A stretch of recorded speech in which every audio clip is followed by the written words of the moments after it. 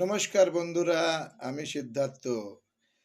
SIR অশান্তিতে স্থগিত হতে পারে এসআইআর। হ্যাঁ, এসআইআর বাংলায় যে এসআইআর হচ্ছে ২০২৬ সালে, এই এসআইআর কিন্তু স্থগিত হয়ে যেতে পারে। তার একটাই কারণ হচ্ছে এখানে তুমুল অশান্তি শুরু হয়েছে।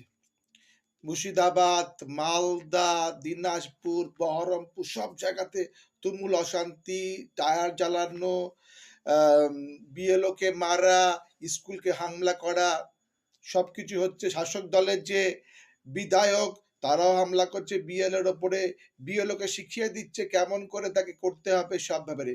যদি এইগুলো বেশি দিন চলে তাহলে কিন্তু বন্ধুরা এই বাংলাতে এসআইআর স্থগিত হয়ে যাবে।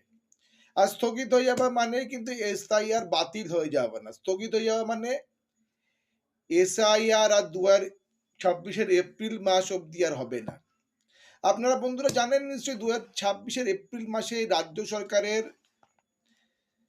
এই যে মেয়াদ ২১ সালে যে নির্বাচনের মেয়াদ শেষ হয়ে যাবে।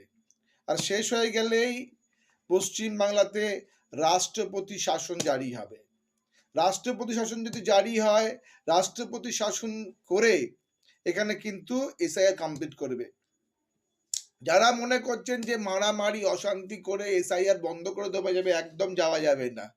নথি দেখাতেই হবে, এসআইআর করতে হবে, নির্দিষ্ট সময় যেতে হবে, বিএলও, ইআরও থেকে মিটিং করতে হবে, নথি দিতে হবে। যে নাম বাদও যায় ভোটার কার্ড থেকে তাহলেও কোনো ভয় নেই, ৬ নম্বর ফর্ম ফিল আপ করে আবার নতুন করে নাম তুলতে হবে, একদম ভ্যালিড ডকুমেন্ট দিয়ে।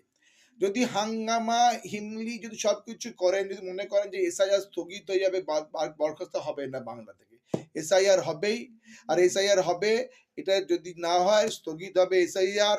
এটা বলছে আজকে আনন্দবাজার পত্রিকা। অশান্তি হবে, এসআইআর স্থগিত হয়ে যাবে। আর এর যে রাষ্ট্রপতি শাসন হবে, রাষ্ট্রপতি শাসনের পরে তখন এসআইআর বলবৎ হবে। তারপর নতুন করে ভোট হবে। আসন্ন ৬টা রাজ্যের ভোট, ৫টা রাজ্যে নির্বাচন হয়ে যাবার পরে সেই আবার নির্বাচন হবে পশ্চিম বাংলাতে। তাই বন্ধুরা, শাসক দল, বিরোধী দল, ৭ নম্বর ফর্ম, ৮ নম্বর ফর্ম, যারা কিনা মারামারি অশান্তি করছেন, প্লিজ করবেন না। এসআইআরটাকে যান। যদি ৮০-৭০ বছর লোকেরা যদি ভোট দিতে নাম তুলতে যায়, শুনানিতে ডাক পায়, তাদের যাওয়ার দরকার নেই।